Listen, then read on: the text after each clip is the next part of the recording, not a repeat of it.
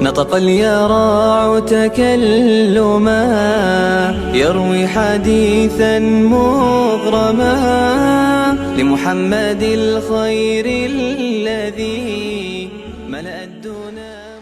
بسم الله الرحمن الرحيم. الحمد لله رب العالمين، والصلاة والسلام على رسوله محمد وعلى آله وصحبه أجمعين. أما بعد. Hadis musobaqamizga kelgan har bir qarindoshlarimizga Alloh subhanahu va taolo ko'plab ajr ato qilsin. Hozir musobaqamizning ikkinchi qismi bo'lgan hadis yodlash musobaqasini boshlaymiz. Hadis yodlash musobaqamizga qatnashgan, tanlash musobaqamizga qatnashgan o'quvchilar jami 24 bo'lib, bulardan 16si qiz, 8 o'g'il. 2 kunning oldida olgan hadis musobaqamizdan tanlanib chiqqan o'quvchilarimiz 11 o'quvchimiz hozir mushtallash hal qilg'ish musobaqasida qatnashadi. Baholug'uchilarni bir qurt tanishtirib o'tamiz. Baholug'uchilardan Marmara Universiteti İlahiyat hadis bölümünün doçent doktori, Şarq Türkistan Ulamalar Birliği'nin reisi Ataullah Şahyar, Zeytinburnu baş vaizi ve hadis mutahassisi Mehmet Halife Doğan.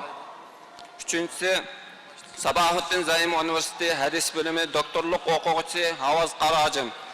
Dördüncüsü Darul İman Akademisi ve Yusuf Has Hacip Vakfı Mesulü Mahmud Damullan.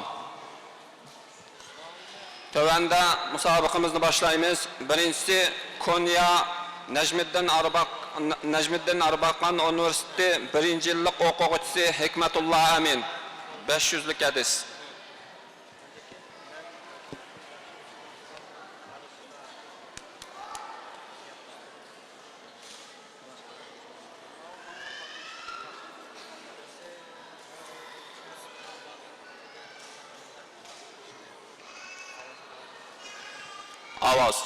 Avaz ne? Üsttekiler. Musabaqa jarayonida ezib ketadi, shunga diqqat qilsak. Ata-onalar shu ahvolga bir qarab qo'ysak. Hikmetullah, biz 500'lik hadis qatnashgan siz musobaqchi. Birinchi savolni diqqat bilan anglang, deb beraman. Birinchi hadis men hadisninki sahabiysin deb beraman va hadisning 5'idan deb beraman. Siz oxirini to'liqlab va hadisni chiqargan, ya'ni bayon qilgan, tahrij qilgan imomni deysiz barabar. Bismillahirrohmanirrohim. Wa an Abi Hurayra radhiyallohu anhu qala Rasululloh sallallohu alayhi va sallam iza istayqada ahadukum min manamihi فليستنثر ثلاثا.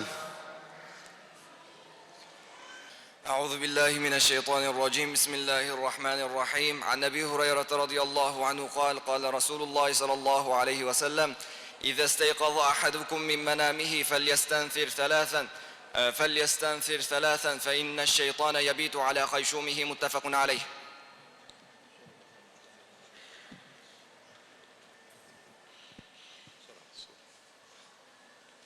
İkinci sualga o'tdik. İkinci sualni zihningizni berib anglang. İkinci sualda hadisdagi mashhur kalimani deb beraman, ya mashhur jumlani siz ravisini, ya'ni sahabisini ve hadisni to'liqlaysiz va chiqargan imomni, bayon qilgan imomni deysiz. Tushunishliqmi? Bismillahirrohmanirrohim. Allohumma inni a'udhu bika minal bukhli.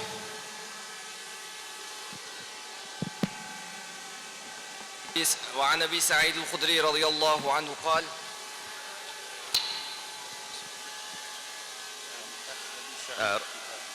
sahabisini topamadım. Sahabisini tapamadınız. Tapamadınız mı? Sahabisini. وعن سعد بن أبي وقاص وعن سعد بن أبي وقاص رضي الله عنه قال كان رسول الله صلى الله عليه وسلم. وعن سعد بن أبي وقاص رضي الله عنه أن رسول الله صلى الله عليه وسلم يتعوذ بهن دبر الصلاة: اللهم إني أعوذ بك من البخل وأعوذ بك من الجبن وأعوذ بك من أن أرد إلى أرذل العمر وأعوذ بك من فتنة الدنيا وأعوذ بك من عذاب القبر. متفق عليه. Sonlarını düzelttim de ben söyledim. Kendisi bulamadım değil. 5 sağ olun. 5. Üçüncü hadis. Üçüncü hadisning shekli birinci hadisniki o'xshab ketadi. Ya'ni hadisniki sahabiysin deb turman va hadisning 5da o'qib turman. Siz to'liqlab va bayon qilgan chiqargan imomni deysiz. Bismillahirrohmanirrohim. An Umar ibn al-Khattab radhiyallohu عنهما قال رسول الله صلى الله عليه وسلم إذا أقبل الليل من ها هنا.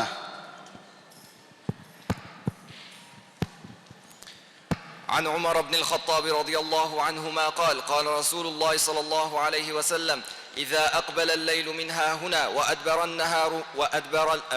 النهار من ها هنا فقد أفطر الصائم. متفق عليه. Tamam, Allah razı olsun. Çıksın. İkinci o'quvchimiz Sabit Tamillam madrasasining o'quvchisi Xubayb Abdusalam 500 hadislik. Bismillahirrahmanirrahim. وعن أبي ثعلبة الخشني رضي الله عنه قال قلت يا رسول الله إنا بأرض قوم أهل كتاب. بسم الله الرحمن الرحيم. Çıngrak avaz bağımıdı. بسم الله الرحمن الرحيم. أبي ثعلبة الخشني رضي الله عنه قال قلت يا رسول الله إنا بأرض قوم أهل كتاب أفنأكل في آنيتهم فقال لا تأكل فيها إلا ألا تجد غيرها فاغسلوها وكلوا فيها. متفق عليه.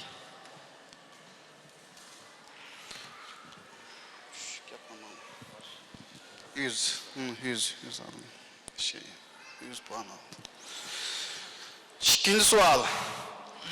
Hadistiki meşhur cümleni dep birimen, siz 5'idin, yani sahabisini tatip, ulap ve hadisini tuluqlaysız, çıqagan imamni, yani bayan qilgan imamni, tahric yapgan imamni deysiz. Tushunishlik ku sual.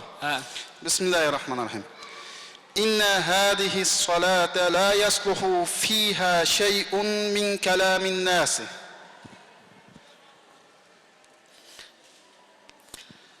بسم الله الرحمن الرحيم. عن معاوية بن الحكم رضي الله عنه قال رسول الله صلى الله عليه وسلم إن هذه الصلاة لا يصلح فيها شيء من كلام الناس إنما هو التسبيح والتكبير وقراءة القرآن. متفق عليه. رواه مسلم. Üçüncü sual. Üçüncü sualının şekli birinci sualının şekliga o'xshaydi. Sahabiysin deb biriman, hadisning 5'idin deyman, siz hadisni to'liqlaysiz va bayon qilgan imomni deysiz. Boshlayman siz. Bismillahirrohmanirrohim.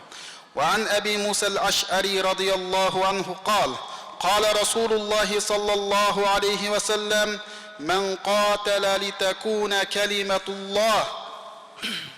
وعن أبي موسى الأشعري رضي الله عنه قال رسول الله صلى الله عليه وسلم من قاتل لتكون كلمة الله هي العليا فهو في سبيل الله. متفق عليه. Allah razı olsun, qaysınız bu.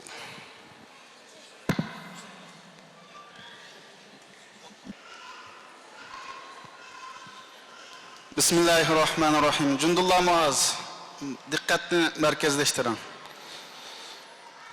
500 hadislik qatnaşqıcı Cundullah Muaz. Birinci sual, bu hadisning sahabiysin deb biriman ve 5'idin deb biriman, siz to'liqlab bu hadisni bayon qilgan va chiqargan imomni birlikda deysiz. Tushundingizmi bu savolni? Ha. Bismillahirrohmanirrohim. وعن أبي هريرة رضي الله عنه قال رسول الله صلى الله عليه وسلم إذا استيقظ أحدكم من نومه فلا يغمس يده.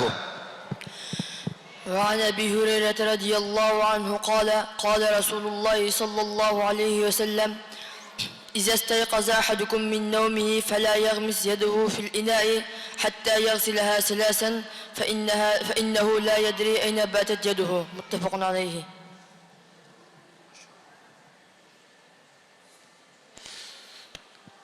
İkinci sual.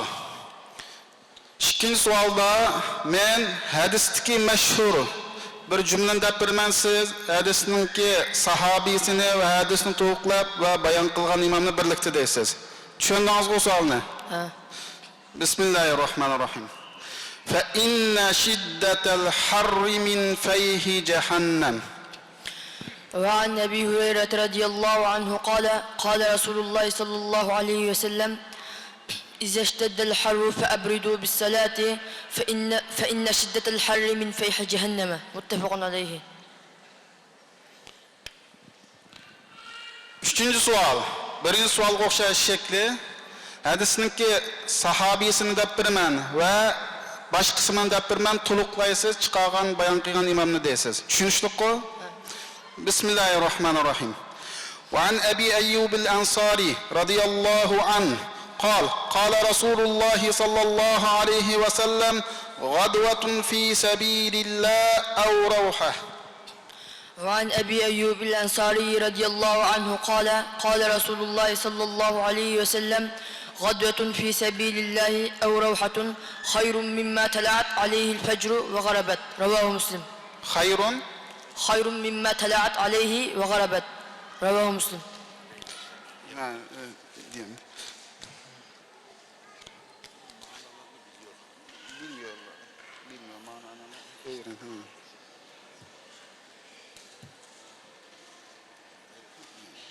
Bir puan. Tamam. Kopsanız buldu. Allah razı olsun. 500'lük o'quvchimizdan 4-o'quvchimiz İstiqbol Maktabi İslamiy bilimlar sinfi 3-yillik o'quvchisi Sumayya Abdug'ani.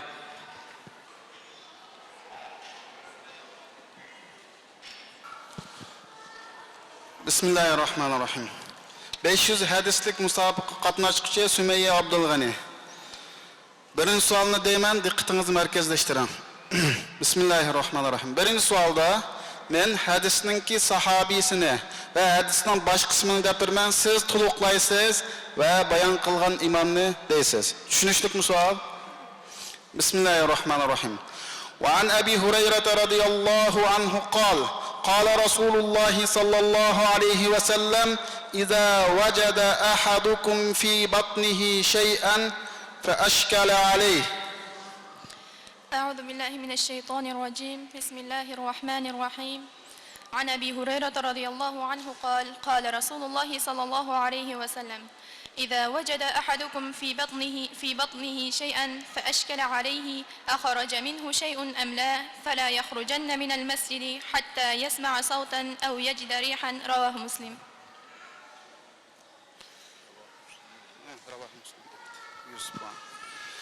İkinci sualga dikkat kılın. İkinci sualda men hadisdeki meşhur cümleni deyman, siz hadisning sahabisini ve hadisini to'qlaysiz ve bayon qilgan imomni birlikda deysiz. Tushunishliqmi savol? Bismillahirrahmanirrahim. Fa innal masajida lam tubna li hada.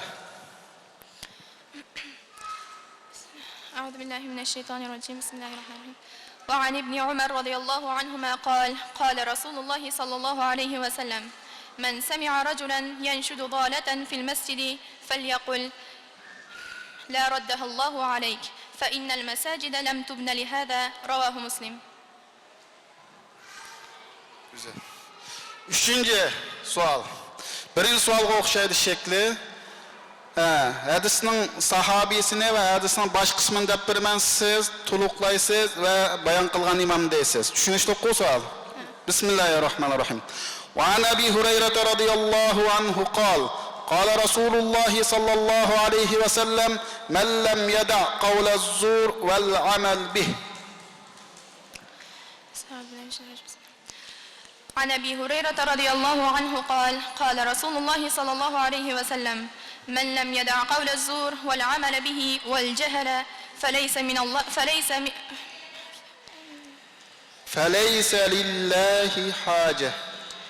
لله حاجة أن يدع طعامه وشرابه. رواه البخاري. Allah razı olsun.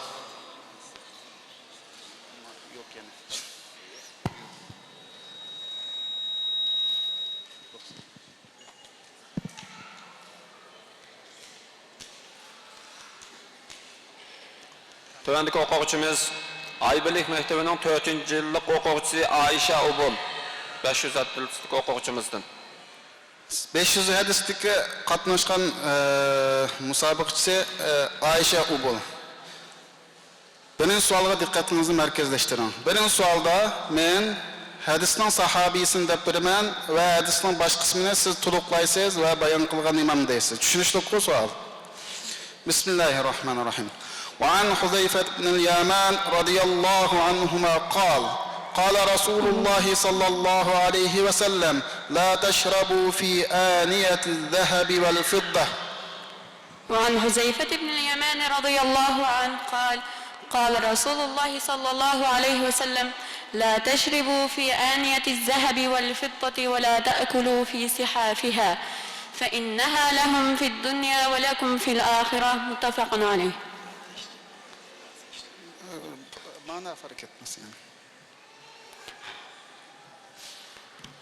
İkinci sualga dikkat kılın. İkinci sualda hadisteki meşhur cümlenin dep beraman. Siz hadisning sahabisini kuşap ve hadisini to'liqlab bayon qilgan imomni birlikdasiz. Tushunishliku savol.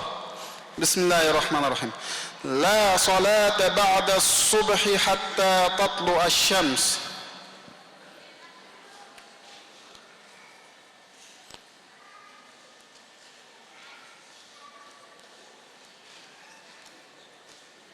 عن عائشة رضي الله عنه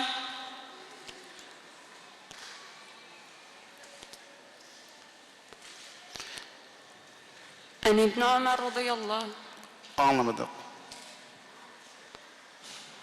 عن ابن عمر رضي الله عنه وعن أبي سعيد الخدري رضي الله عنه وعن أبي سعيد الخدري رضي الله عنه قال رسول الله وعن أبي سعيد الخدري رضي الله عنه أن رسول الله صلى الله قال سمعت رسول الله صلى الله عليه وسلم يقول. وعن أبي سعيد الخدري رضي الله عنه قال سمعت رسول الله صلى الله عليه وسلم يقول لا صلاة بعد الصبح ولا صلاة بعد العصر. Davamlaştırın. لا صلاة بعد الصبح حتى تطلع الشمس. لا صلاة بعد الصبح حتى تطلع الشمس ولا صلاة بعد العصر حتى تغيب الشمس حتى تغرب الشمس. Baştaki doğru diyen olsun. حتى تغيب الشمس. رواه مسلم. متفق عليه. Üçüncü sualı dikkat kılın. Üçüncü sual birinci sualga şekli okşaydı. Men hadisning sahabisini dep beraman ve hadisni beşidin dep beraman siz to'liqlab va bayon qilgan imomni birlikda deysiz. Tushunishli savol. Bismillahirrahmanirrahim. وعن سهل بن سعد الساعدي رضي الله عنه أن رسول الله صلى الله عليه وسلم قال رباط يوم في سبيل الله خير من الدنيا وما عليها. عن سهل بن سعد الساعدي رضي الله عنه أن النبي صلى الله وعن سهل بن سعد الساعدي رضي الله عنه أن رسول الله صلى الله عليه وسلم قال رباط يوم في سبيل الله خير من الدنيا وما عليها. عن سهل بن سعد الساعدي رضي الله عنه قال أن سهل بن سعد الساعدي رضي الله عنه أن رسول الله صلى الله عليه وسلم قال رباط يوم في سبيل الله خير من الدنيا وما عليها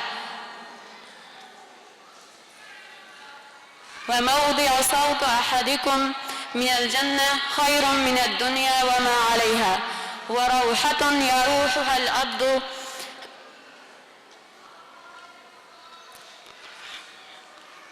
fi sabilillah وروحة يروحها العبد في سبيل الله خير من الدنيا وما فيها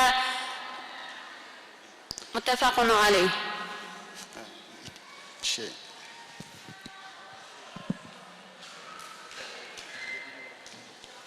Hopsanız burada. Rahmet Allah razı olsun.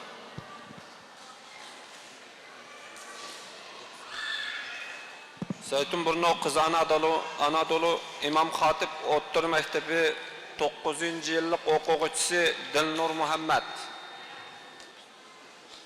Allahümme salli ala seyyidina Muhammedin ve ala ali seyyidina ve nebiyyina Muhammed.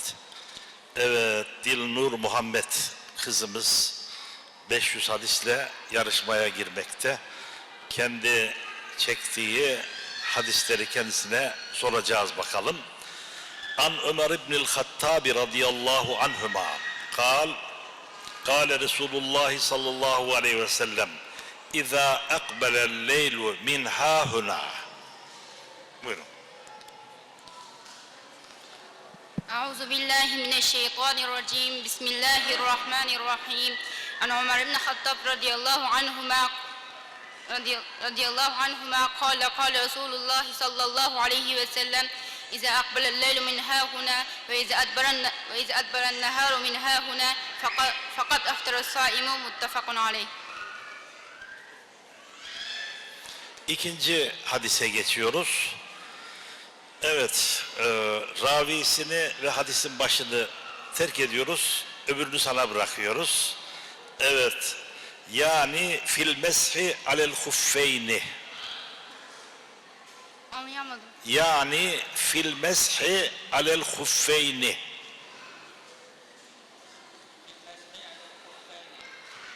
Peşine mi? Veya şuradan soralım. An Ali ibn Ebi Talibin radıyallahu anhu kal cealen nebiyyü sallallahu aleyhi ve selleme thelâthete eyyamin ve leyâli hünne lil misafiri.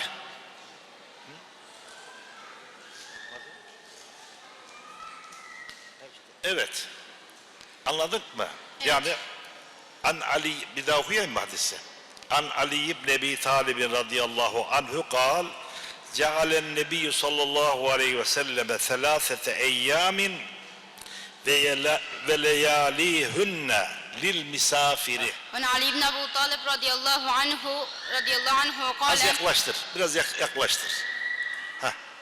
وعن علي بن أبو طالب رضي الله عنه قال جعل النبي صلى الله عليه وسلم 3 أيام وليالهن للمسافر وللمقيم يوما وليلة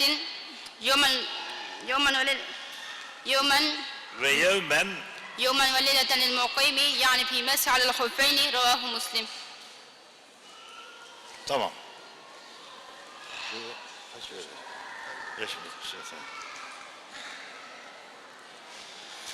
Üçüncü hadisi okuyorum.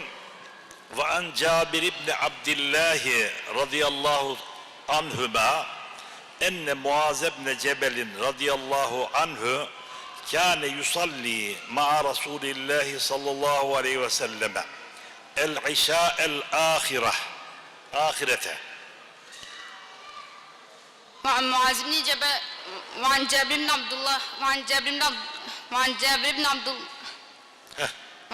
بن عبد الله رضي الله عنهما أن معاذ بن جبل يصلي كان رسول صلى الله عليه وسلم مع عشاء الآخرة ثم يرجع إلى قومه فيصلي بهم تلك الصلاة متفق عليه. Bir daha okur musunuz? Hadisi bir daha okuyalım. Yaklaştırın biraz, herkes duysun.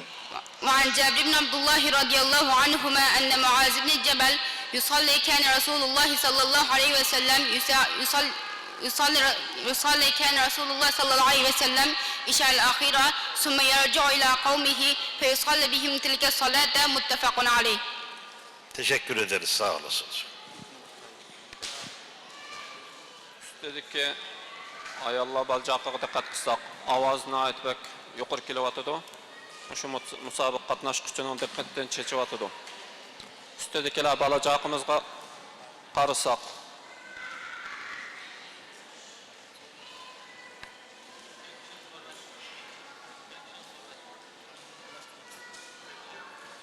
Yeni 500'lük okuğucumuzdan İsmail Hakkı Ulutağ İmam Hatip Tuluksuz Otur Mektep okuğucusu Kalbinur Muhammed. Bismillahirrahmanirrahim. 500 hadislik musobaqachisi Qalbinur Muhammad.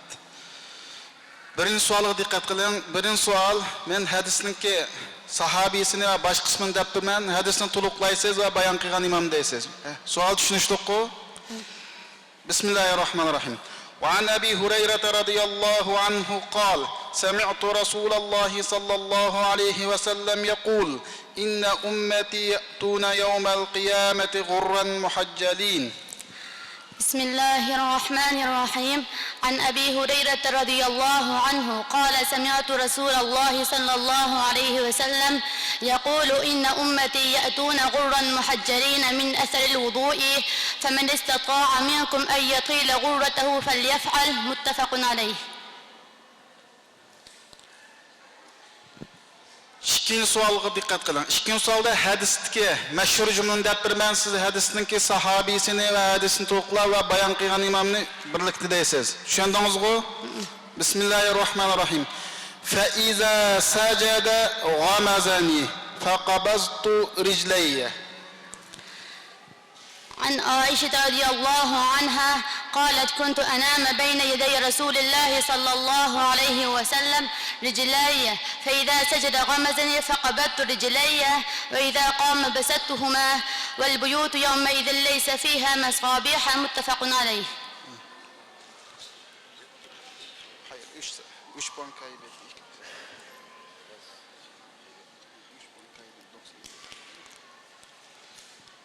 Üçüncü suala dikkat kılın. Üçüncü sual, birinci sualga o'xshaydi shekli. Hadisning sahabisini deb birman ve bosh qismini deb birman. Siz hadisni to'liqlab bayon qilgan imomni birlikda deysiz. Tushunishliqku? Bismillahirrahmanirrahim.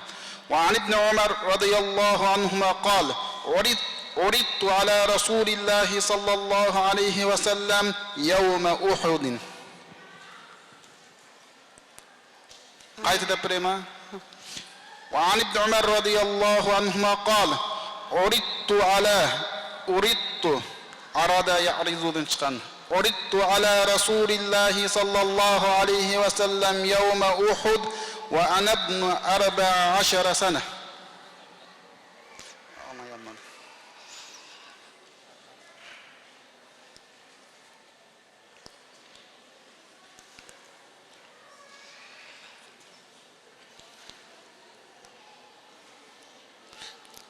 Kallınız geldi mi? Sen hatırlayamadınız mı?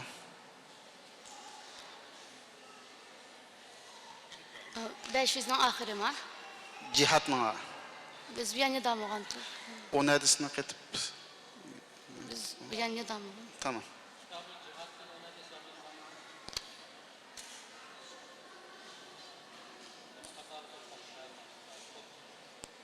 Tamam, sizden bir soru sorayım size.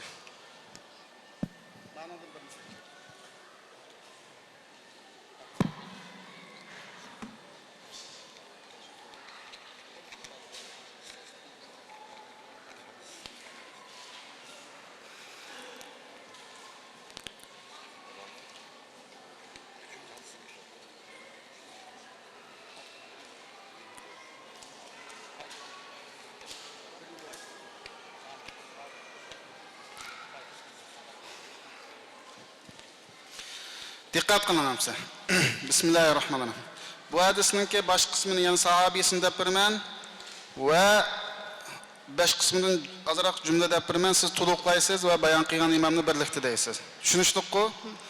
Ve an ummi Qays binti Mihsan al-Asadiyyati annaha atat bibnin laha saghirin lam ya'kul at-ta'ama.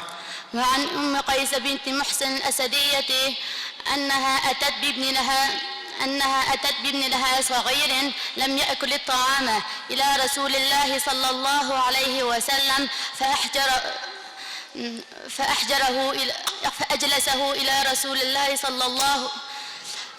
فأجلسه رسول الله صلى الله عليه وسلم في حجره فبال على ثوبه فدعا بماء فنضحه ولم يغسله. متفق عليه. Tamam.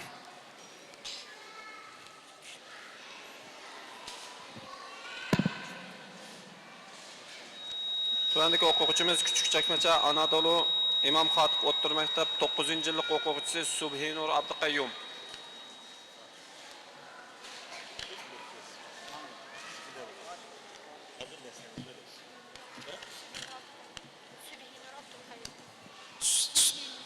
Aşağı berip bana. Subhinur Abdulqayyum.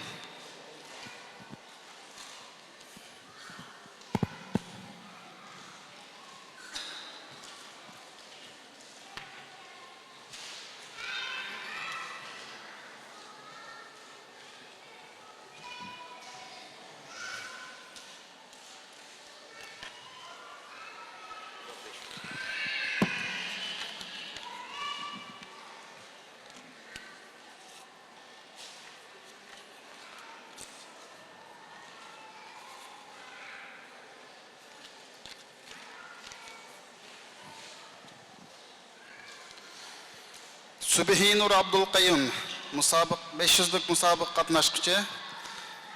Sizning birinchi savoliga diqqat qiling, markazlashtiring. Birinchi savolda hadisninki sahobiysin deb biraman va hadisning bosh qismini deb biraman. Hadisni to'liqlaysiz va bayon qilgan imomni birlikda deysiz. Tushunishliku savol. Bismillahirrohmanirrohim. Va an Abi Hurayra radhiyallohu anhu qol: Sami'tu Rasululloh sallallohu alayhi va sallam yaqul: "Al-fitratu khamsun."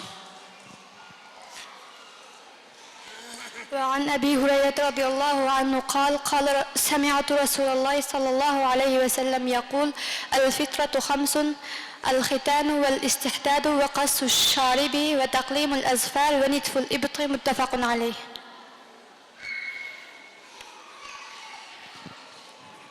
İkinci sual. İkinci sual hadisteki meşhur cümleni dep biraman. Siz şunu anlagandan keyin hadisning bosh qismini va hadisni to'liqlaysiz, imomni birlikda bayon qilasiz. Tushunishliku? An sawmi yawm Arafa faqal yukaffiru as-sanata al-madiya wal-baqiyah.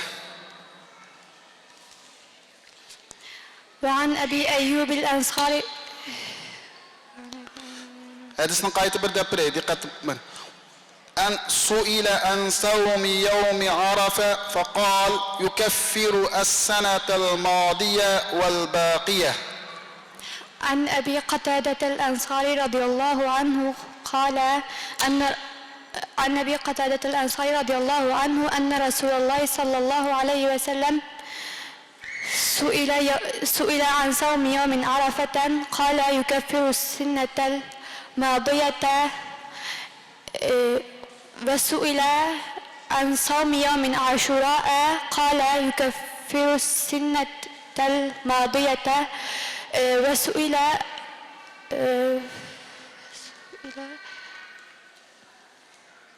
وسئل عن صوم يوم الاثنين يوم الاثنين قال يوم ولدت فيه وبعثت أو أنزل علي فيه متفق عليه رواه مسلم.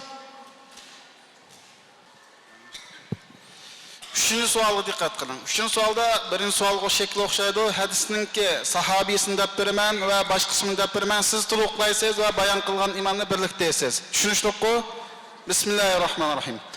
وعن ابن عباس رضي الله عنهما أن امرأة من جهينة جاءت إلى النبي صلى الله عليه وسلم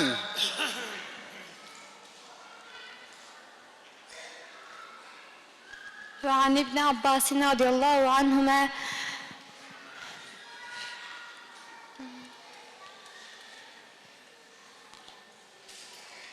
qayta bir deb birayman anlayamagan bo'lsangiz. وعن ابن عباس رضي الله عنهما أن امرأة من جهينة جاءت إلى النبي صلى الله عليه وسلم فقالت إن أمي نذرت.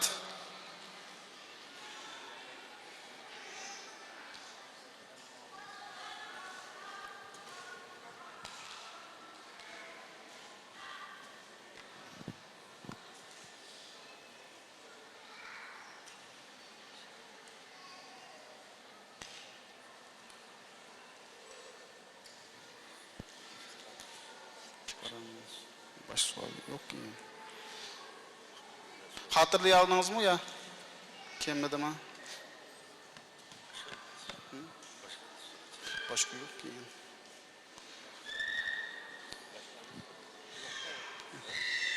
Yok.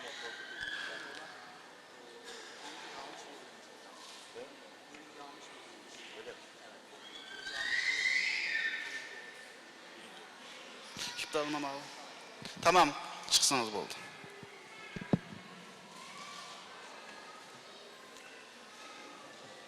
Beş yüzlük hadisimizin en ahırkı okuğucusu Yusuf Hasacip Vakfı'nın 2. yıllık okuğucusu Sümeyye Yusuf. 500'lük kol.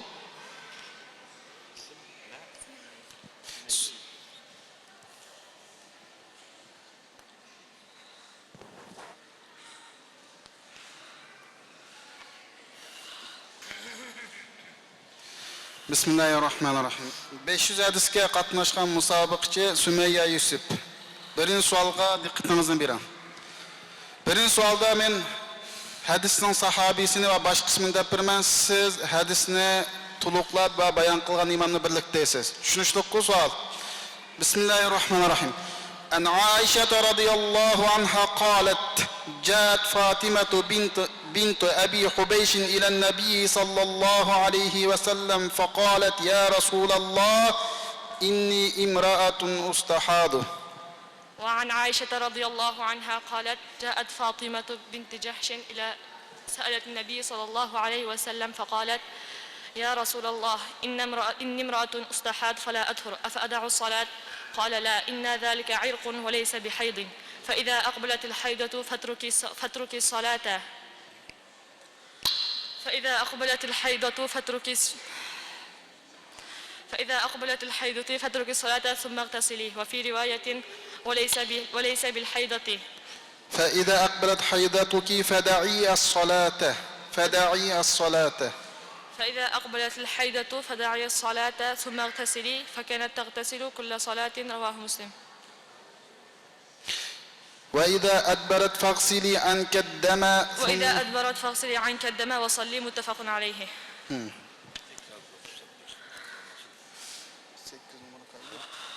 Yanlış okudum.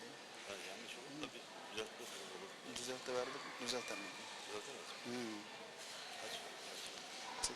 90 şık. 8.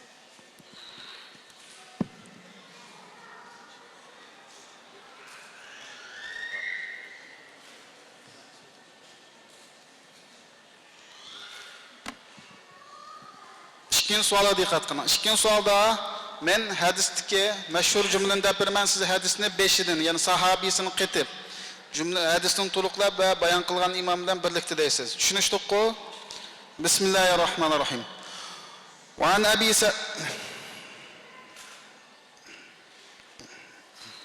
dikkat qilin. Faqulu misla ma yaqulul muazzinu. وعن أبي هريرة رضي الله عنه قال: وعن جابر بن عبد الله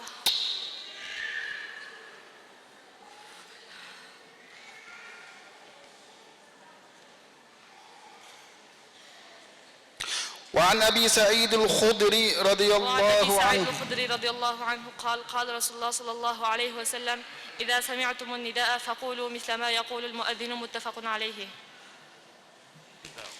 Okudu. Tamam ya, okumuşsun, okudu. Biraz sesi ayarlamak lazım. Kaybetti 5 numara şimdi, kaybetti.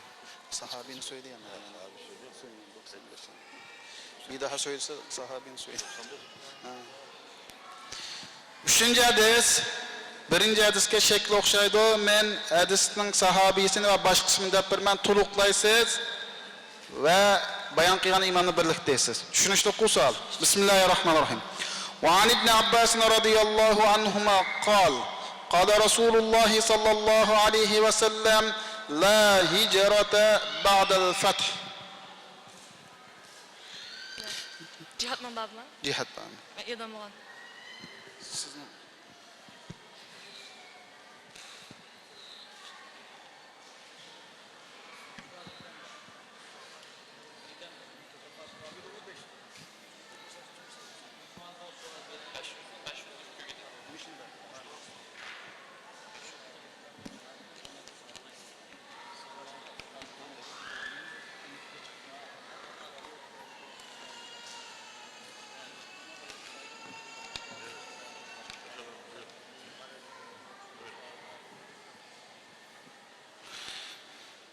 Dikkat kılın hamsa.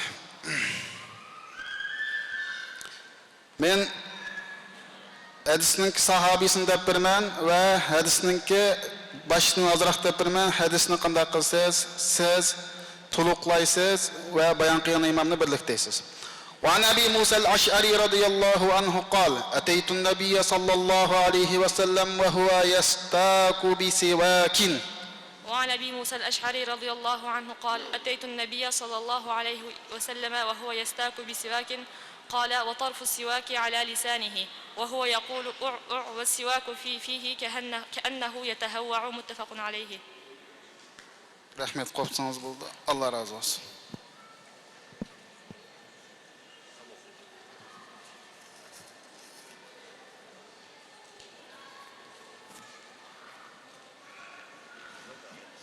Tövəndə minlik hadisga qatnaşqan 2 o'quvchimiz qoldi. Shu 2 o'quvchimizning birisi İstiqbal Maktabi İslami Bilimler sınıfı 3. yıllık o'quvchisi Nafisa Amin.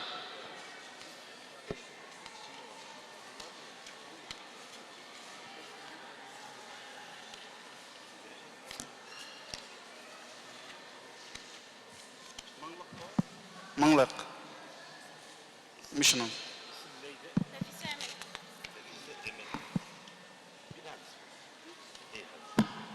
Bir yerde okuyor musun?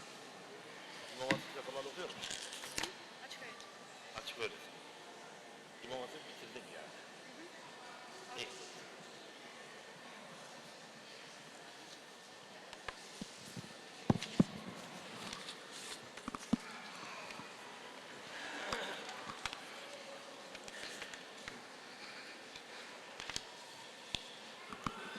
Mineşşeytanirracim.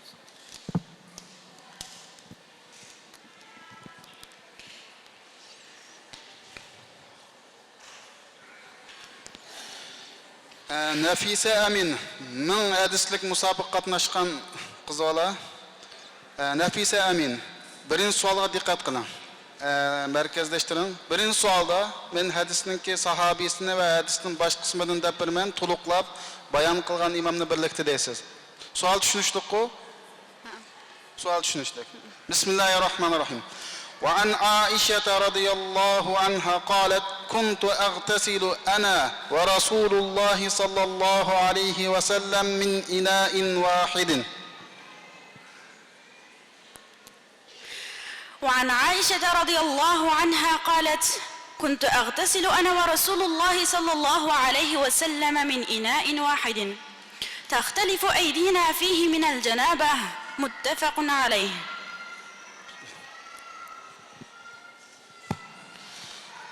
İkinci sual.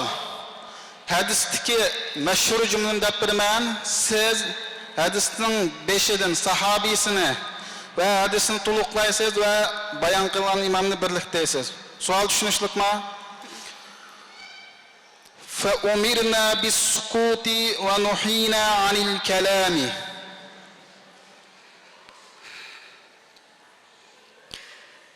عن زيد بن أرقم رضي الله عنه أنه قال إن كان نتكلم على عهد رسول الله صلى الله عليه وسلم يكلم أحدنا حاجته بصاحبه حتى نزلت حافظوا على الصلوات والصلاة الوسطى وقوموا لله قانتين فأمرنا بالسكوت ونهينا عن الكلام متفق عليه. Üçüncü sual. Birinci sualga şekli o'xshaydi. Hadisningki sahobisini va bosh qismini deb beraman, hadisni to'liqlaysiz va bayon qilgan imomni birlikdaysiz. Savol tushunishdik-ku? Bismillahirrohmanirrohim. An Umar radhiyallohu anhu annahu sami'a Rasululloh sallallohu alayhi va sallam yaqul la ukhrijanna al-yahuda wan-nasara. عن عمر رضي الله عنه قال أنه سمع رسول الله صلى الله عليه وسلم يقول لأخرجن اليهود والنصارى من جزيرة العرب حتى لا أدع إلا مسلما رواه مسلم. Dördüncü sual. hadisdagi mashhur jumlani deb beraman. Hadisninki 5-dan tortib sahobisini to'liqlaysiz va bayon qilgan imom deysiz. Tushunishdi-ku? Bismillahirrohmanirrohim. Fazfar bizatid din taribat yadak.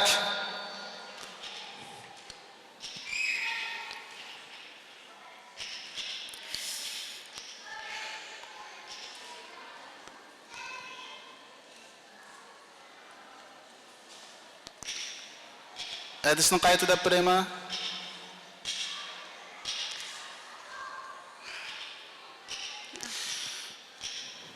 Fazfar bizatid din taribat yadak.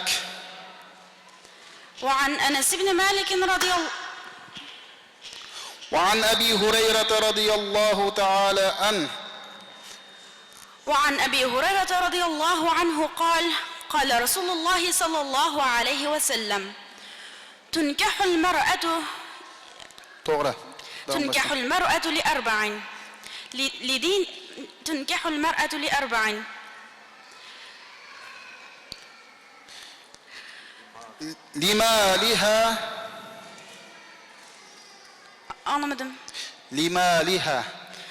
لمالها ولحسبها ولجمالها ولدينها فاظفر بذات الدين تربت يداك متفق عليه.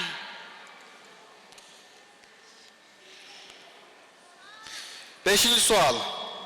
Hadisning baş qismini sahabiysin deb beraman, 5-ni deb beraman. Siz oxirini ulab va bayon qilgan imomni birlikdasiz. Tushunishdi-ku sual? Bismillahirrohmanirrohim. وعن ابن عمر رضي الله عنهما عن النبي صلى الله عليه وسلم قال عذبت امرأة في هرة. وعن ابن عمر رضي الله عنهما عن النبي صلى الله عليه وسلم قال عذبت امرأة في هرة. وعن ابن عمر رضي الله عنهما عن النبي صلى الله عليه وسلم قال عذبت امرأة في هرة فماتت في هرة سجنتها فماتت فأدخلت النار فيها لا هي أطعمتها وسقتها إذ هي حبستها ولا هي تركتها تأكل من خشاش الأرض متفق عليه. الله razı olsun. Allah bereket versin.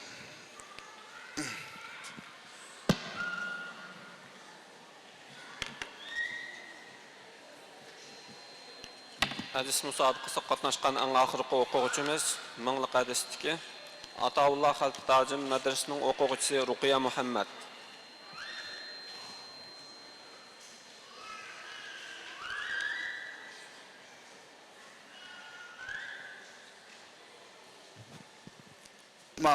Minglik hadisda qatnashgan o'quvchi Ruqiya Muhammad sahnaga taklif.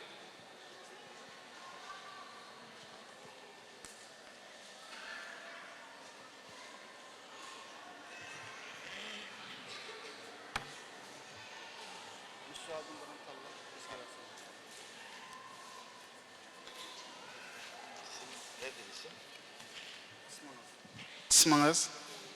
Ruqiya Muhammad mı? Ruqiya Muhammad. Allah'a basınız.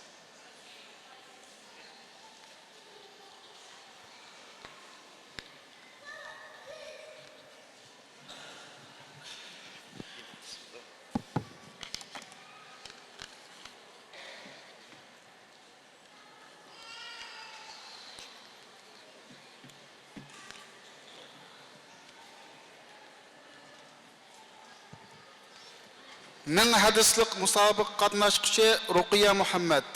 Birinchi savolga diqqat qiling. Birinchi savolda men hadisning bosh qismini, ya'ni sahobiyisini deb beraman va bosh qismini deb beraman. Siz to'liqlaysiz va bayon qilgan imomni birlikdasiz. Savol tushunishdikmi? Tushunishdik. Başladık hamsa, dikkat qilin. Bismillahirrahmanirrahim. Wa an Anas ibn Malik radhiyallahu an anna qadaha an-nabiy sallallahu alayhi wa sallam inkasara. بسم الله الرحمن الرحيم عن أنس بن مالك رضي الله عنه أن قدح النبي صلى الله عليه وسلم انكسر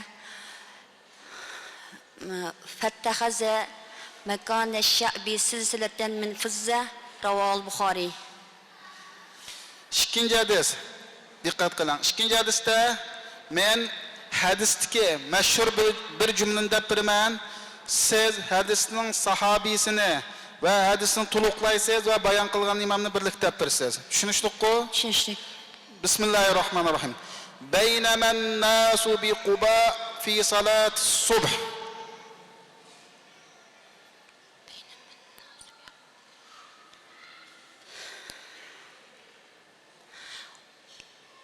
وعن ابن عمر رضي الله عنه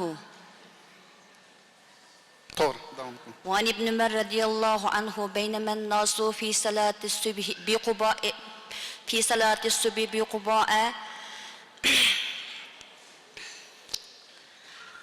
جاء رجل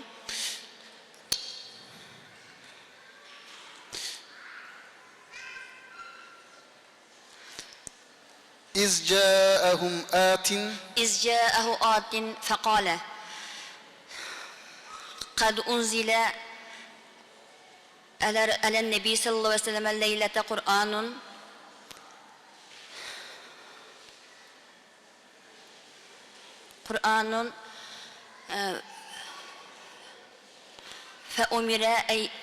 فأمر أن يستقبل القبلة فاستقبلوها وكانت وجوه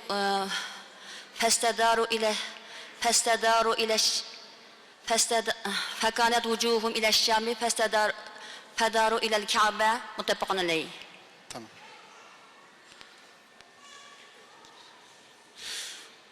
Üçüncü suala dikkat kılın.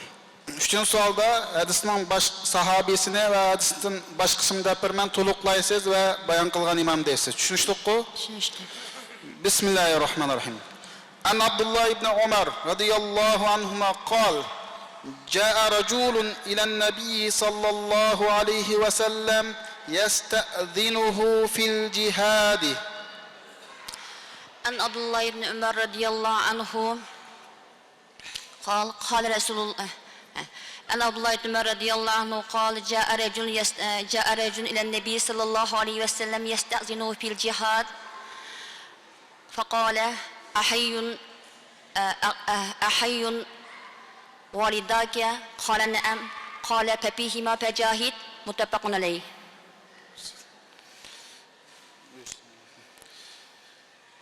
Dördüncü sual. Dikkat kılın. Hadisteki meşhur cümleni dep birman hadisning 5'idan, yani sahabisini ve hadisini tuluqlaysiz bayan qilgan imamni birlikda deysiz. Tushunishlikku sual. Tushunishlik. Bismillahirrahmanirrahim. Ya ma'shara shabab man istata'a minkum al-ba'a falyatazawwaj. عن ابن مسعود عن عبد الله بن مسعود رضي الله عنه قال قال رسول الله صلى الله عليه وسلم يا معشر الشباب من استطاع منكم الباءة فليتزوج فإنه أغض للبصر وأحسن للفرج فإن لم يستطع فعليه بالصوم فإنه له وجاء متفق عليه.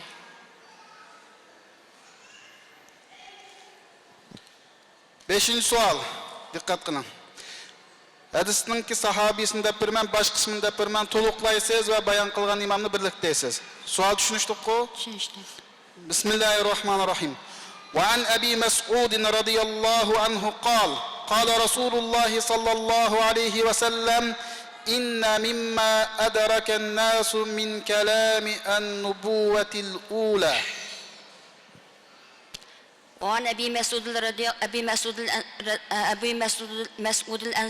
رضي الله عنه قال إن مما أدرك الناس من كلام النبوة الأولى إذا لم تستحي فاصنع ما شئت رواه البخاري. Allah razı olsun.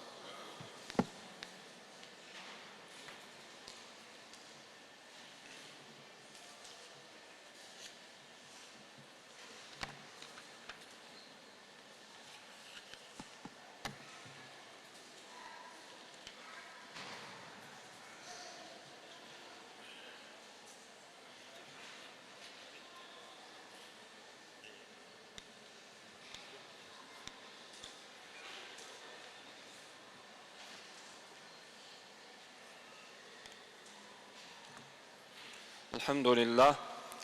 Kur'an-ı Kerim ve hadis-i şerif musabıqımız qatnaşqan oquvchilarniki musabıqısı tügedi. Tövəndə biz Marmara Üniversitesi İlahiyat Hadis Bölümü doçent doktori ve Şərq Türkistan Ölümü Ala Birliki Reisi Atavullah Şahyar'ni sözgü təklif qılımız.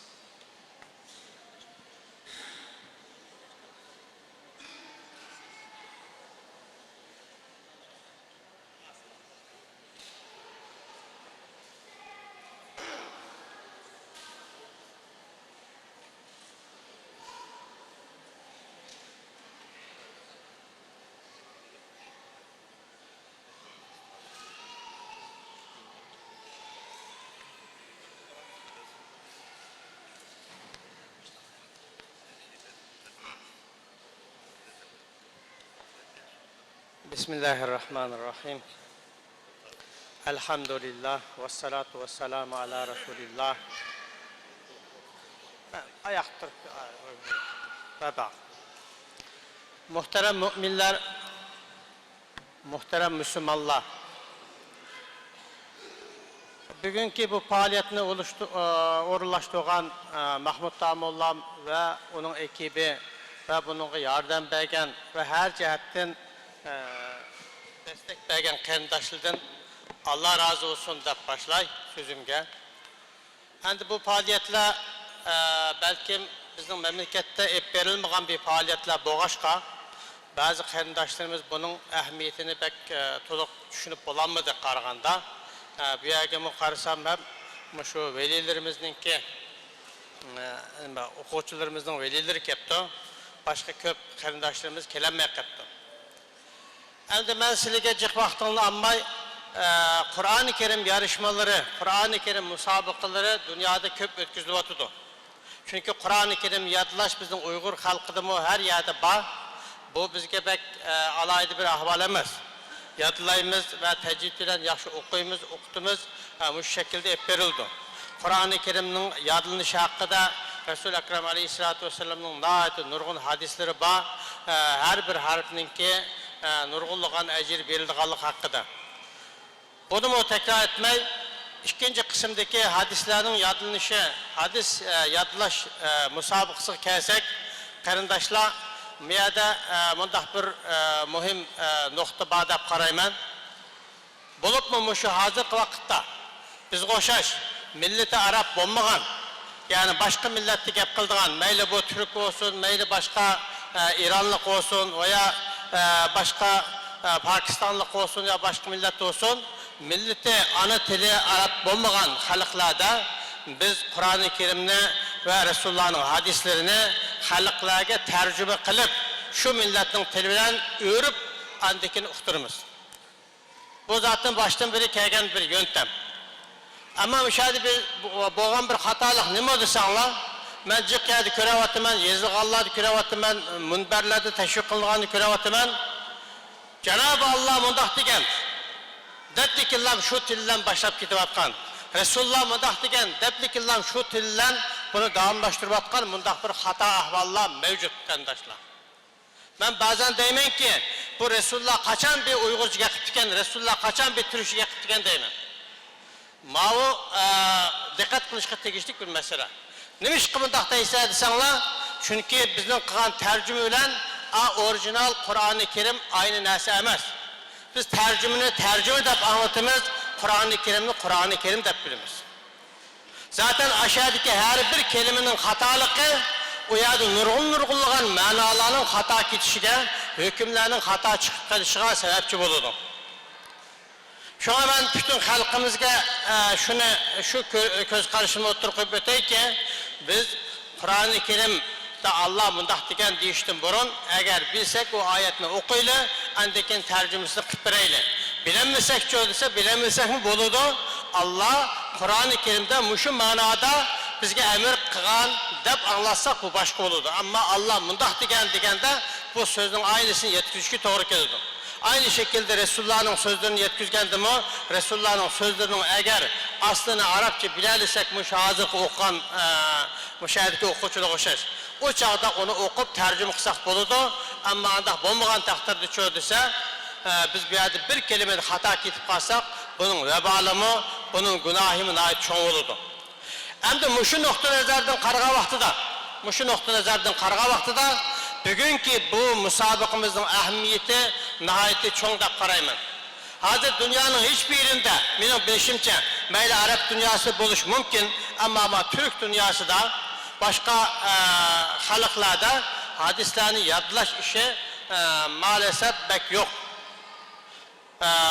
Bu şu hazır Türkiye'de ilahiyat fakültelerinde hadis dersi okuduğumuz, bu şunu okutkan hoculuğunu tartıp, meyli okuyucular, mesela okuyuculuğa biz fakatla 100 kadar hadisler yadıltımız.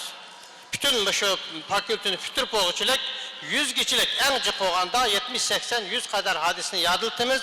Ona ait kısa hadisler, ondan başka vakitte hadis yadılmaydı ve kitap karab okup gidiyordu. Ama bunun zihni qanday qıvatıda odisa, andeken münberge çıqqandeken Resulullah'ın halıgan tilde sözültüdüğün. Resulullah'ın halıgan tilde sözültümüz. Bazen Türk sözültümüz, bazen Arap, Uygur sözültümüz, bazen başka tilde. Bunun vebalı natice qarindaşlar. Silah oylap bakınlar, Resulullah emas, Kur'an emas. Bizden bir eğiz gipimizni Bakıya anlatıp, falanı karım mındak dedi de bir eğiz gipni hata anlatsa, biz aşağı çıdap durmuz mu? Ben ondak demegen, menin gipimni hata anlattı edip aşağı dava açımız. Ama Resulullah'ın sözünü, Kur'an-ı Kerim'ni anlatqa vaxtıda onun koşaş hatalarının sadır bulup kalışını nahayeti bek dikkat kılmak lazım. Şunun için biz doğru gepni her zaman Kur'an'dan, Resulullah'tan nakletişimiz hacetsiz qarindaşlar. Doğru gepni özümüz bilgen bu iş doğru değil. Ben bana doğru dep qarayman dep doğru değil. Onu illa Kur'an mındak degen, Allah mındak degen, Peygamber mındak degen dep o bilip bilmey, onun manasını özümüz bilip bilmey, mındak şekilde bunu ortalıkta süründürüp yüksek manın ve bali mensiligide bunu kıyamet günü tatip olanmayızlar. Hatta Arapçıdan tek kelime anlamayan qarindaşlımı mene Allah mındak depti, Resulullah mındak depti dep oturlukta nahayeti bek kalaymakan muşundak yazışmalar veya gep sözler çıkıp getiyottu. Mavu mensiligi bir örnek vereyim. Resulullah'ın sahabisinden bir tane sahabinin balisi dadısına itiraz edirken, ey dada, sen Resulullah'ın sahabisi emes mi? Falan Ebu Hureyre Resulullah mındak dedi de nurgun hadisini aktırmadığı hakka. Sen bolsan fakat bir hadis bizge aktamaysa, sen Resulullah'la birle bulmagan mı degende sahabinin de cevap verebilir misiniz? Ben Resulullah'la nurgun jillerimni beraber ötkezdim. Nurgun cihatlığa ketildim. Ama ben Resulullah'tan bir kelimenin sizlegi nakletiştim burun, aktırıştım. Ben şunundan korkaman. Men kezebe aleyye muteammeden felyetebevve mekadahu minen nar degen Resulullah. Kim ki bilip durup Resulullah'ın demigen, yani minin demigen bir gipimne Resulullah dedi de ahtoğan bolsa, o digen gep meyli doğru olsun, meyli hata olsun, meyli her kandak doğru gep olsun, kat'i nazar, o kişi cehennemdeki yerini hazırını tatıp hazırlap koysun degen. Bu hadis, muşu hadis camiası da mütevatir de kabul kılan bir hadis qarindaşlar.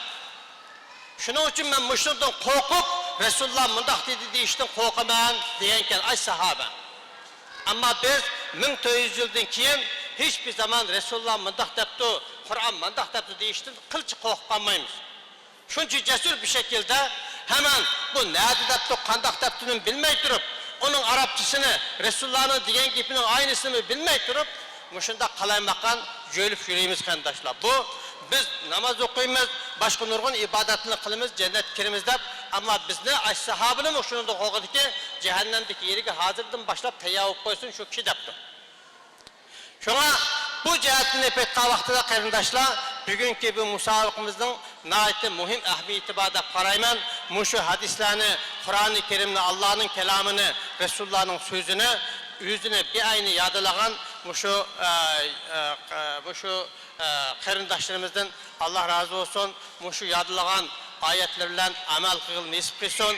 Ben bu qarindaşlarımdan ricam şu, bu şu yadılağan hadisinin hemmisini Uygurca manasını, yadılağan ayetinin Uygurca manasını mı billah etmenişke doğru kelidi. Çünkü bu yada qarindaşlar Kur'an-ı Kerim'ni Arapça düşügen bolsa mu, Kur'an-ı Kerim'i bizge onun sözünü emez, onun ulan yadılap, onu amel kılış için düşürülgen bir kitap. Resulullah'ın sözümü şuna okşaş.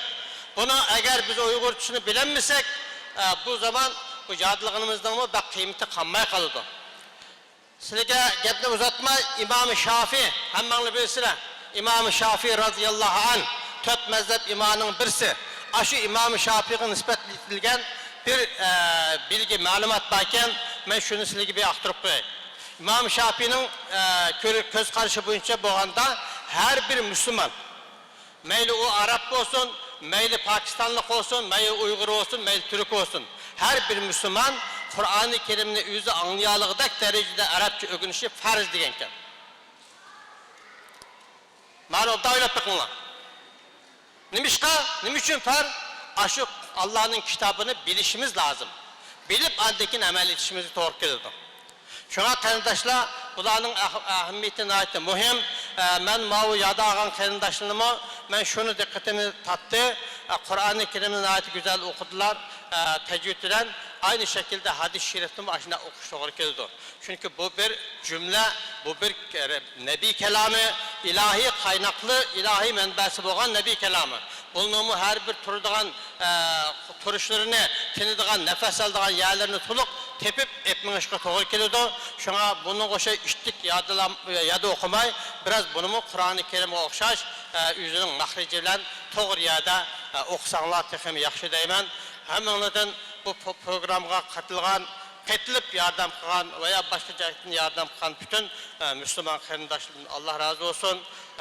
Muşun koşuş faaliyetlige, muşun koşuş programlığa elbette ehemmiyet veriş, hem evlatlarımızın kelgisi, dinimizni sağlam bir şekilde yürütüp etmemiz için, hem bulanın memlekette öğrenmeyen dinimizni sağlam bir şekilde öğreniş için elbette Türk boğusu, vesile boğusu deymen. Ve ahiru davana elhamdülillahi rabbil alemin. Esselamu aleyküm ve rahmetullah.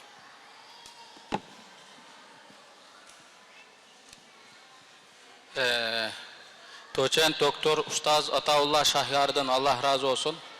Muhterem cemaatlerimiz, bu Ustaz Ataullah Şahyar, muş Türkiye'deki en dağınlık üniversite olan Marmara Üniversitesi'nin ki hadis fakültesinin ki okutkucusu.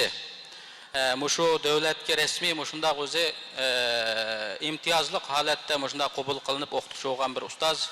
Bu ustaz bir seferde olup akşam saat keç saat 12'de kilip saat küçükçülük aramalanmaganlıkını şunun keyin muşunda müşakildiganlıkını dedi. Allah razı olsun kelgenlik için köp rahmet etimiz.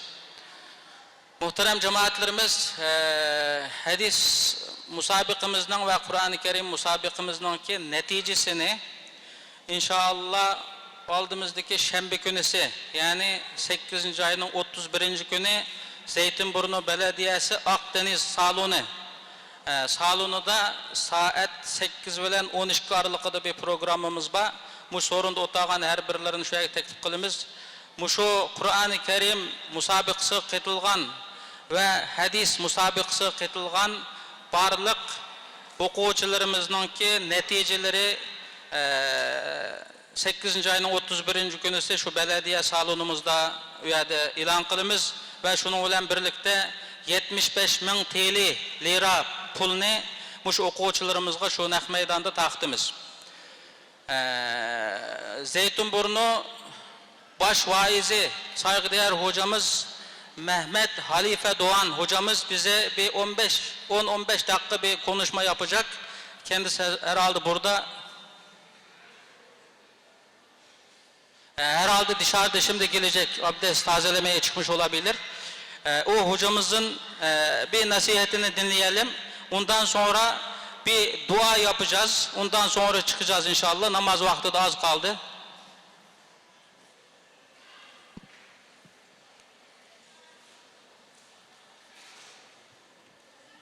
O hocamız kâgıçılık bir 2 minut bir gep söz kıtırlı. Muhterem ustazlar ve bu sorundaki barlık kırındaşlar, baylar, ziyaliler, pişkademler, ticaretçiler. Biz çet elde yaşavatımız. Çet elde yaşap, işimizni içimizge tıkıp, özümüzün cinimizni özümüz canı itip, cimcit tusak, biz erip tügep ketimiz qarindaşlar. Vatanimizdeki ahvalını bilimiz. Allah'ın dinini okuş, ügünüş, ügütüş imkaniyetimiz yok. Muşundaq nayet qiyin halatlerde bu sınaqlardı qılıvatımız. Hem de muşu çet eldeki qarindaşlarımız ma İslam'a çıng turaylı. Ma İslam diniga çıng turaylı. Vatanda hamma maktabni o'quvli tamamiz bilimiz. Ammo ma İslam dinini o'quvli olmaydi.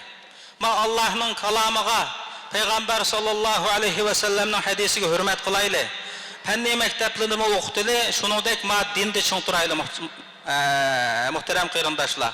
Bizning muşu halatda saqlanib qilishimizga bugünküdek bir Uyg'ur milleti bo'lib, şu zalimga taslim bo'lmay qap qilishimizga sababchi bo'lgan birdan bir amil bizning Allohga bo'lgan iymonimiz va bizning islomimiz, bizning Allohning diniga bo'lgan mustahkam isilishimiz. Ma dindan bo'shab qolsak biz yo'qolib ketamiz. Bu ko'chadagi her xil uşaq gap so'zlarga biz diqqat qilib ketmaylik. Shuningga Allohning dinini alohida o'rganili, farzandlarni tarbiyalaylik. Mana bugun mush musobaqada ko'rdik. Bu musobaqa qatnashgan o'quvchilarimizning bir qismi universitetda o'qiyotgan, bir qismi to'liq o'tirda o'qiyotgan, bir qismi to'liqsizda o'qiyotgan, bir qismi ba'zi madrasalarda o'qib, ochiq o'rgatimdan, ya'ni maktabni jiroqdan o'qiyotgan mushundaq o'quvchilar mana mush 30 parlik Qur'oni Karim musobaqasiga ketildi. Ve 1000 hadislik, 500 hadislik musobaqalarga ketildi. Mana mushundaq faoliyatlarni har bir qarindoshlarimiz qalbimizdan qo'llash lozim. Qalbimizdan, chin qalbimizdan qo'llash lozim. Alloh hammamizni mushu iymon e'tiqodda mustahkam turg'il nisib qilsin.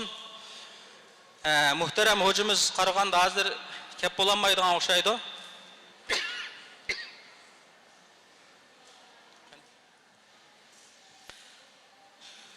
Amin. Bismillahirrahmanirrahim.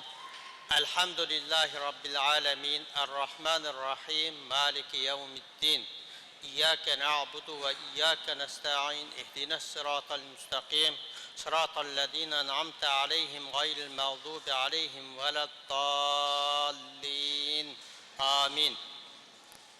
Allahümme salli ala Muhammed ve ala ali Muhammed kema sallaita ala İbrahim ve ala ali İbrahim inneke hamidun mecid. Allahümme barik ala Muhammed ve ala ali Muhammed kema barakta ala İbrahim ve ala ali İbrahim inneke hamidun mecid.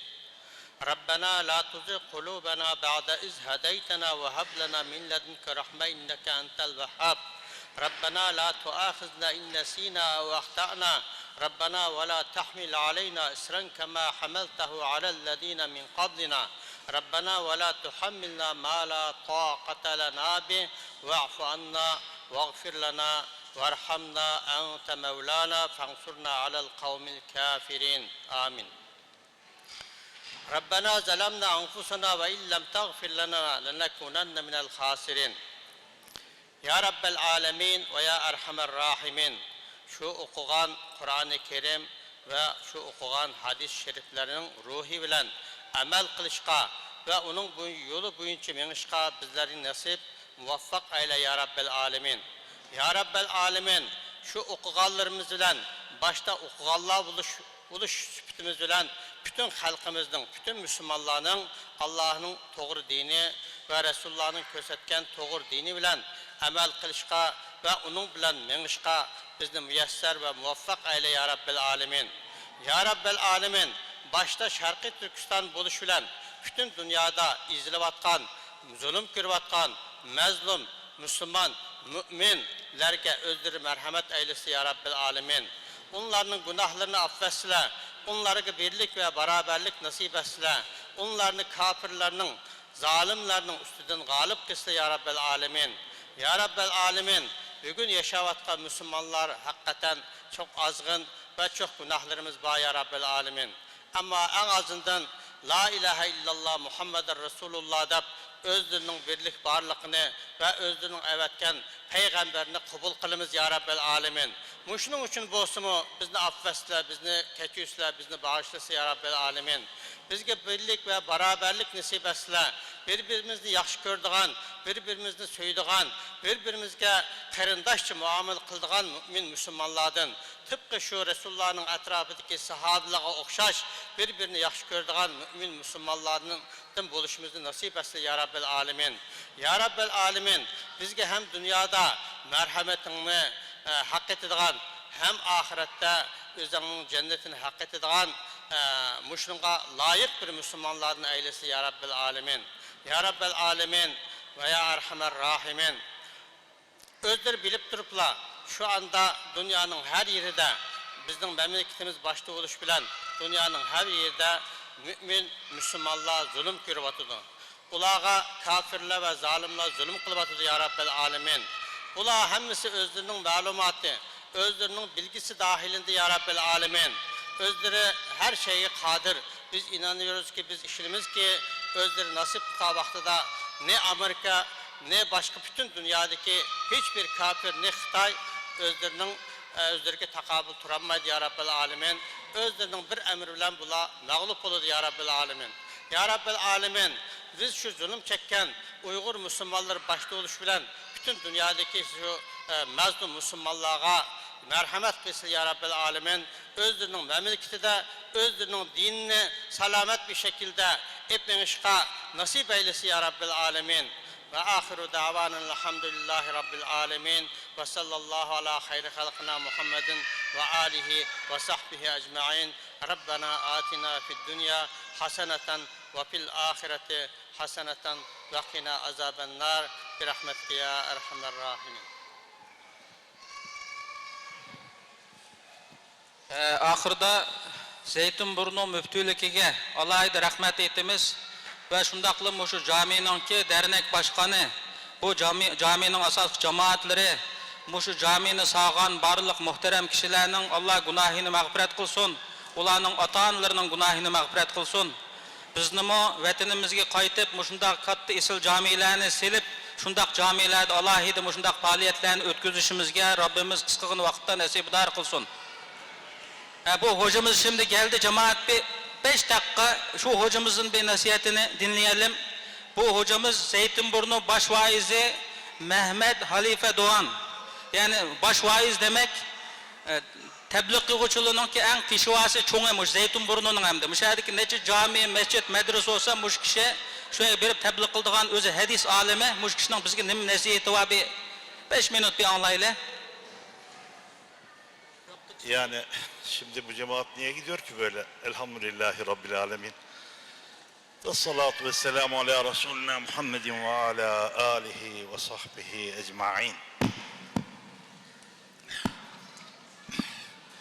Muhterem kardeşler, Allah razı olsun. Bu Kur'an yarışmasına kavuşamadım ama rahatsızlığım sebebiyle hadis yarışmasına kavuştuk. Bu Kur'an ve hadis yarışmasını tertipleyen çok değerli ilim adamlarımız, hocalarımızı tebrik ediyorum. Diğer taraftan da bu yarışmaya katılan gerek kız talebelerimiz, gerekse erkek talebelerimizi tebrik ediyorum. Cenab-ı Hak yar ve yardımcıları olsun. Gerçekten çok önemli bir faaliyet bu faaliyet. Şimdi bu bana neyi hatırlatıyor biliyor musunuz? Ben acizane Marmara İlahiyat'ta okurken İlahiyat 2'de eski adı İstanbul Yüksek İslam Enstitüsü 1978-79 yılında İlahiyat 2'deyken bir hadis ezberleme yarışması düzenlendi. Bu hadis ezberleme yarışmasında da Riyazu Salihinden 344 hadis ezberleyip dereceye girmiştik. O zaman tabi tefsir hocamız, rahmetlik Mehmet Sofuoğlu hocamız hem Bukhari'yi 16 cilt tercüme etti, hem de Müslim'i 8 cilt tercüme etmişti. Allah gani gani rahmet eylesin. Yaşar Kandemir hocamız, İsmail Lütfü Çakan hocamız, Marmara İlahiyat'ın hadis hocaları bizi imtihan etmişlerdi. Tabi bunlar çok önemli. bu ezberler, bu hadis ezberlemeleri bizim mesleki hayatımızda, vaizlikte benim çok işime yaradı. Elhamdülillah şöyle böyle yani 36 yıldır görevliyim. 2 yıl imamlık yaptım. Ondan sonra da vaizlik yapıyorum. 34 yıllık vaizim. Ama 50 yıllık Allah'a şükür kürsüdeyiz veya mihraptayız. 50 yıllık yarım asır. Tahir Büyükkörükçü hocamızın dediği gibi. Allah kanı rahmet eylesin. Şimdi değerli kardeşlerim, tabi yani eskiden medreselerde, burayı dikkatle dinleyelim. Eskiden medreselerde belli yani kitaplar ezberletilirdi. Kitap ezberletilirdi. Metinler ezberletilirdi. Ve ondan sonra talebenin seviyesine göre fıkıhçı olacaksa fıkıh üzerine, hadisçi olacaksa hadis üzerine, tefsirci olacaksa tefsir üzerine çalışmalar yapılırdı. Branşlaşmaya gidilirdi. Şimdi şu ahir zamandayız. Yani sizler de ve hepimiz de gerçekten yani bizler öyle bir zamanda yaşıyoruz ki kıyamet alametlerinin ortaya çıktığı bir zamanda yaşıyoruz. Şöyle ki ilmin ortadan kalkması, İslami ilimlerin ortadan kalkması, cahilliğin kökleşmesi, yani kökleşmesi, ondan sonra içkilerin çokça içilmesi, Allah korusun, içkilerin içilmesi, Allah muhafaza eylesin, zinanın yapılması, zinanın aleni bir şekilde yapılmaya başlanması, diğer taraftan yani yüksek binaların yapılması, binanın ve zinanın çoğalması, bunlar kıyamet alameti. Tabi bizler bu dünyaya imtihan için gönderildik. Yani Cenab-ı Hakk'ın Kur'an-ı Kerim'i bizler için bir delildir. Onun için yani Kur'an-ı Kerim de bize şefaat edecek. Resulullah da şefaat edecek biliyorsunuz. Kur'an-ı Kerim bize şefaat ederse vel Kur'an hüccetun leke ev aleyk hadisine göre Kur'an-ı Kerim ya lehimize veya aleyhimize şahitlik yapacak. Gelin şu Kur'an-ı Kerim'i lehimize çevirelim. Kur'an-ı Kerim Resulullah'ın da buyurduğu gibi teraktu fikum emrayn len tadillu ba'de ma temessektum bihima kitaballahi ve sünnete Resulillah. Yani size 2 emanet bırakıyorum. Yani bunları muhterem kardeşler şöyle sağa sola bakıyorum. Cep telefonuyla hala meşgul olanlar var mı yok mu? Hala bizim vaazlarımızda ben böyle kontrol ederim. Millet cep telefonunda Allah'a bağlanır gibi bağlanmış. Cep telefonuna millet 4 dörtlük bağlı. Vaaz meclisinde de ya imam hutbeye çıkmış, orada adam cep telefonunu takip ediyor. Cep telefonuyla uğraşıyor, oynuyor yani. Allah muhafaza eylesin. Bu bir hastalık tabi.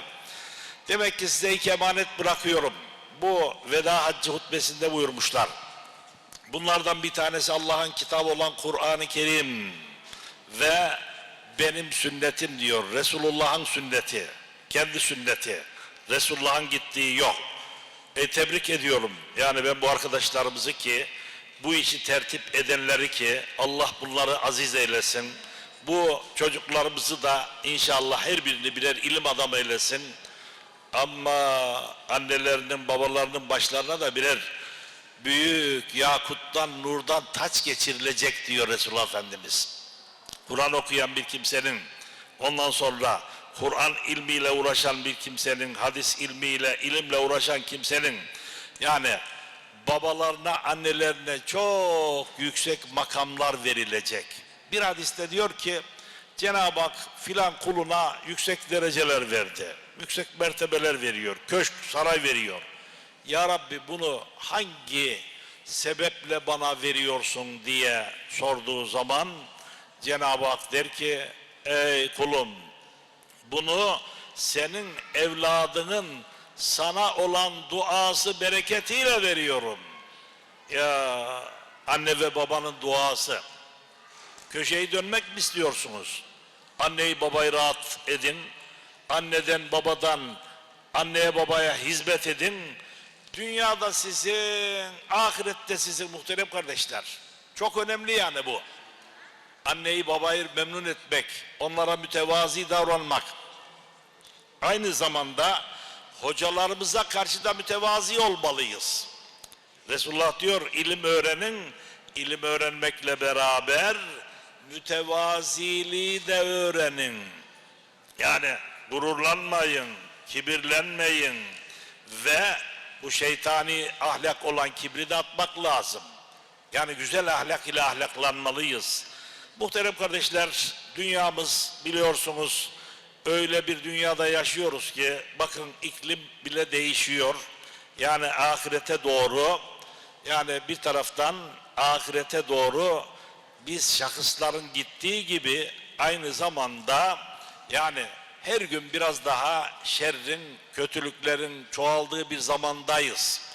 Yani Türkiye'miz, dünya İslam ülkeleri büyük bir işgal altında, sömürü altında ve de Amerikan bir taraftan İsrail'le beraber İsrail'e güç veriyor, kuvvet veriyor. İsrail din kardeşlerimiz olan Filistinli Müslüman din kardeşlerimize nasıl muamele yapıyor görüyorsunuz. Cenab-ı Hak öyle diyor. وَيَقْتُلُونَ الْاَنْبِيَاءَ بِغَيْرِ حَقٍّ. Ya bu Yahudiler haksız olarak kendi peygamberlerini öldürmüşler. Kendi peygamberlerini öldüren bir millet bu millet. Yahudiler. Yahudilerle mutlaka savaş yapacaksınız diyor. Ve kıyametin tabi büyük alametlerinden İsa Aleyhisselam'ın inmesi, Deccal'ın çıkması, İsa Aleyhisselam'ın Deccal'ı öldürmesi, aynı zamanda Hazreti Mehdi'nin İsa Aleyhisselam'la beraber bir araya gelmesi. Tabi muhterem kardeşler, sadece İsrail değil, yani Amerika ve Yahudi ve Hristiyanlar, yani Müslümanlar olaraktan biz hala da Fatiha suresini tam manasıyla anlamış değiliz arkadaş. Fatiha suresini anlamış değiliz. Fatiha suresinde Cenab-ı Hak ne diyor? Gayril mağdubi aleyhim veleddallin. Yani bir taraftan iyilerin İyyâke na'budu ve İyyâke nestaîn. Ya Rabbi yalnız sana kulluk eder, yalnız senden yardım dileriz. İyyâke na'budu ve İyyâke nestaîn. İhdines sıratal müstakîm. Bizleri dosdoğru yoluna ilet. Onlar kim?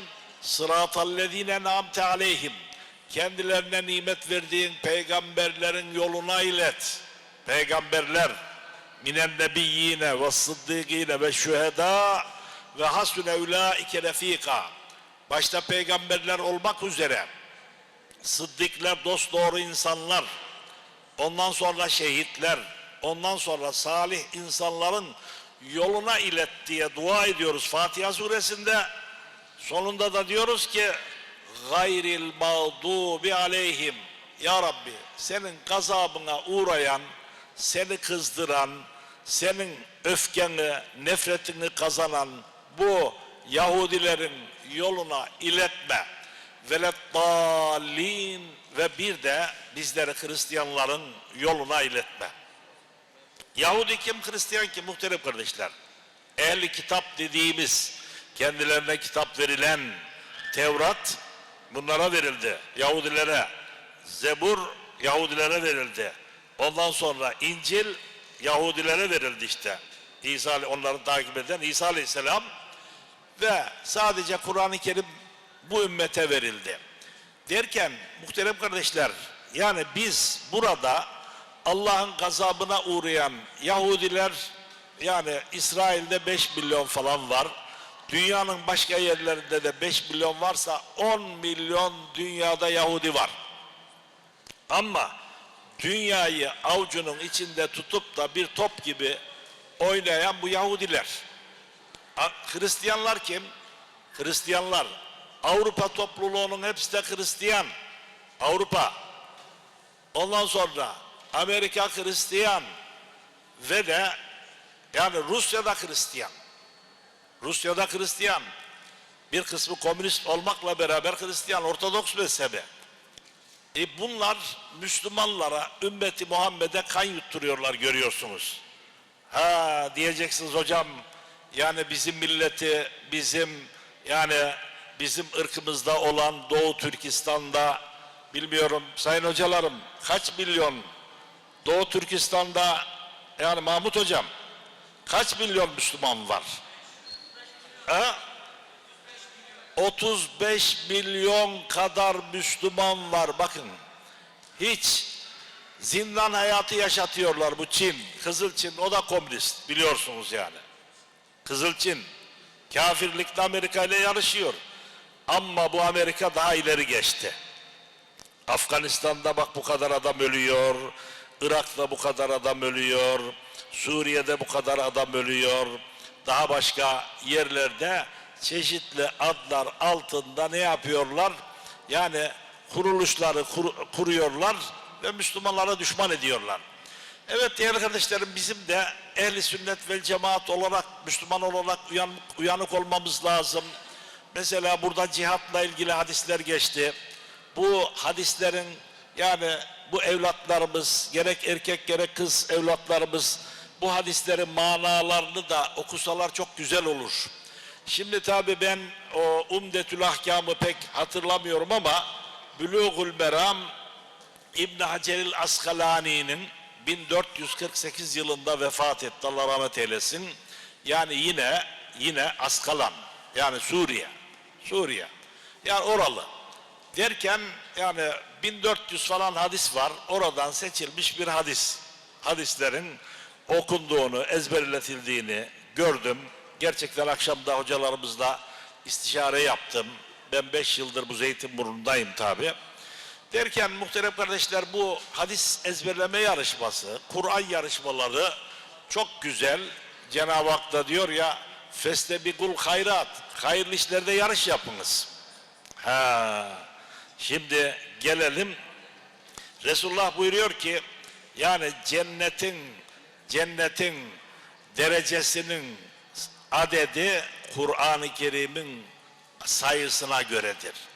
Kim ne kadar Kur'an'dan bilgi sahibi ise o kadar cennete yakındır.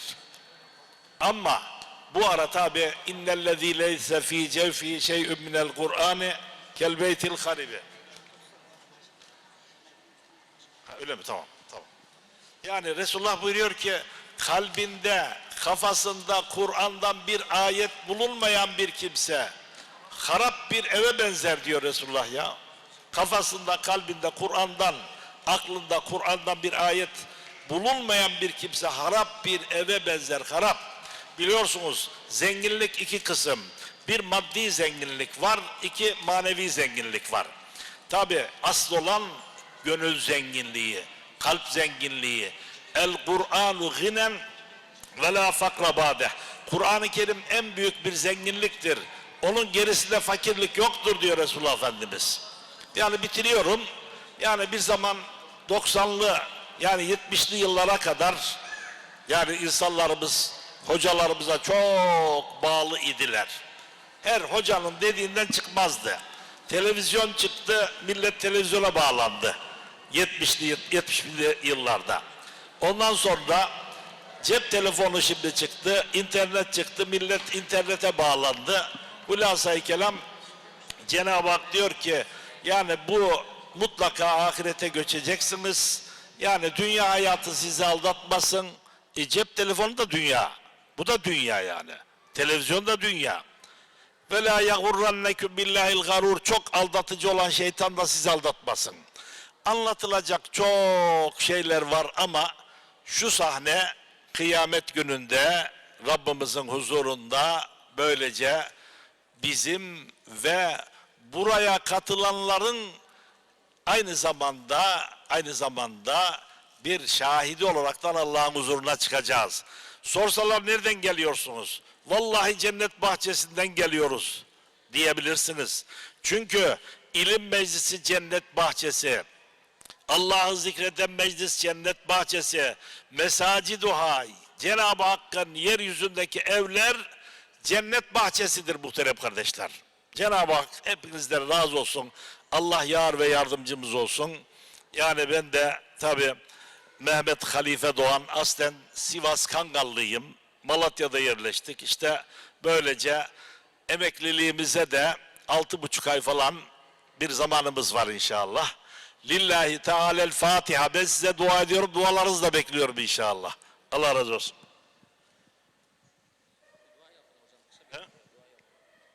Amin. Elhamdülillahi Rabbil alemin. Ve salatu ve selamu ala Resulina Muhammedin ve ala alihi ve sahbihi ecma'in. Es-salatu ve selamu aleyke ya Resulallah. Es-salatu ve selamu aleyke ya Habiballah. Es-salatu ve selamu aleyke ya seyyidel evveline vel ahirin. Allahümme Rabbena atina fid dünya haseneten ve fil ahireti haseneten ve gına azabennar. Rabbena gfirli ve li valideyye ve lil müminine yevme yegumul hisab. Birahmetike ya erhamer rahimin.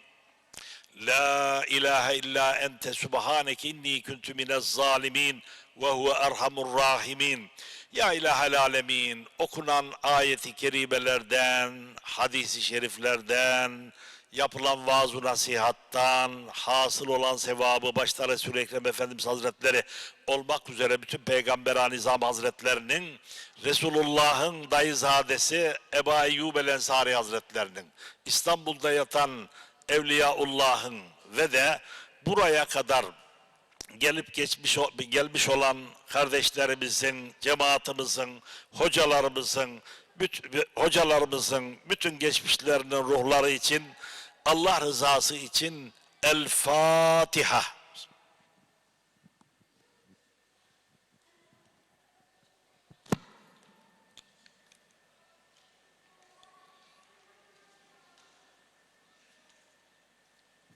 Hocamızdan Allah razı olsun. Programımız bitti.